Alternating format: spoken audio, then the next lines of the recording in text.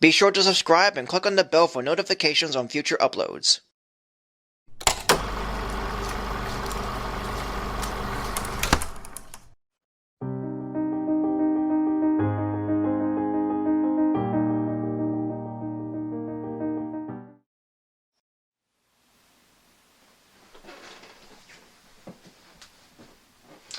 Hi little one, Someone Bard here, or you can call me Zoe. It's Valentine's Day, and I like to go over a ranking of cartoons from Warner Brothers for their 100th anniversary. And they are Looney Tunes cartoons that star the lovable French skunk, Pepe Le Pew.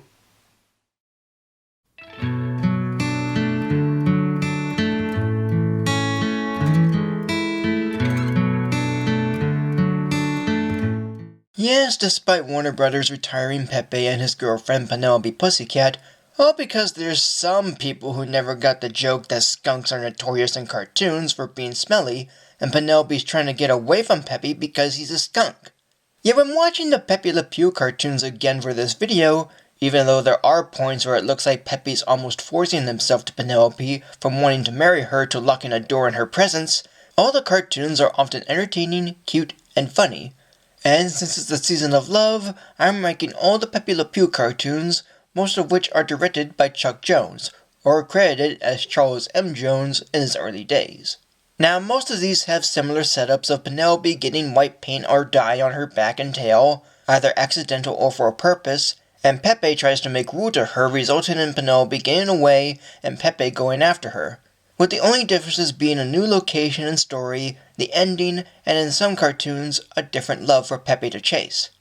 And I'm not counting cameos like in Dog Pounded, which is a Tweety and Sylvester cartoon that, while very funny, of Sylvester trying to get Tweety in a dog pound, Pepe's appearance is in the end and is used as a gag.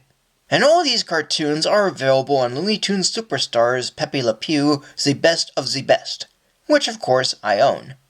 So with that said, let's get started. Number 16. Lou Come Back to Me.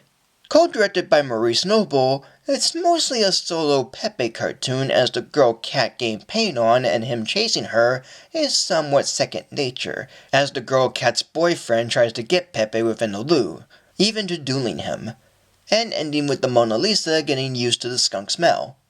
Number 15. Touche and Go. Penelope gets painted accidentally after a dog chase, and Pepe gets wet many times, and Pepe even fights a shark and kisses Penelope underwater, all ending with a chase on a heart-shaped island. Number 14. Ascent of the Matterhorn. Set within the Matterhorn, Penelope gets paint on her from a runaway cart, as it goes from her landing on Pepe burying him in the snow, to a frog walking away and screaming after smelling Pepe, and ending in a cave full of reflective ice. Number 13. Who Sent You? Penelope goes on a cruise and Pepe chases her, ending on a lifeboat. There's a fish that smells Pepe, and the cruise passengers spelling Le Pew when going off board. Again, another bit that made me laugh. Number 12. Odor of the Day. Directed by Arthur Davis, a dog tries to stay in a home from the cold outside, only for Pepe to come in and take the home for himself, acting like Bugs Bunny and using his stink as a weapon, is allergic to perfume, and says only one word at the end. And there's a Cecil Turner cameo, which gave me a laugh. Number 11. The Cat Spa. Told through Pepe's flashback, Penelope, first mentioned by name in this, comes as an American tourist, and after attempts of chasing her, Pepe's story ends with him chained to Penelope. Yet a cameo's own quote of having dealt with this stuff made me laugh. Number 10. Heaven Sent. Penelope paints as a skunk to get past dogs and get a fish to eat, and it's where she possibly scratches Pepe, Pepe saying "marry me" to her, goes to an echo point, and end up to a tunnel being blocked. Number 9. Adorable Kitty. Pepe's first cartoon of a male cat having a bad day and paints as a skunk, only to get the attention of Pepe, who turns out to not be French, is named Henry, and has a wife and kids. There's also a Bugs Bunny cameo in it. Number 8. For Sentimental Reasons. The Academy Award-winning cartoon that debuts Penelope Pussycat and is the first Pepe Le Pew cartoon I ever saw, thanks to seeing it on the Bugs Bunny Roadrunner movie, and is one that started the format of these cartoons. Number 7. 2 Cents Worth. Set in the French Alps, Penelope, or named Fifi, is used as a skunk by a man to rob a bank, and after the robber goes to jail himself when seeing Pepe, which is again pretty funny, Pepe chases quote-unquote Fifi into hitting a tree and to ending via parachute. Number 6. Past Perfumance. Set in a movie studio, Penelope's painted as a skunk by an animal casting director, as he has no skunk, only for Pepe to take her. Things like the characters of a silent film running from Pepe and the film directors yelling are worth a good laugh for me. And Pepe paints himself as a cat for Penelope. Number 5. Sentimental Romeo. Set in a zoo, Penelope tries to eat meat by being a skunk, only to meet Pepe who's trying to woo her, with him singing Babyface, dancing, and accidentally kissing a man on a tunnel of love, and the same man joins the Foreign Legion. A pretty funny bit. And Pepe ends up back at the zoo. Number 4. Little Bo Pepe. In the Sahara Desert, Pepe tries to enlist in the Foreign Legion, and introduces himself by name for the first time.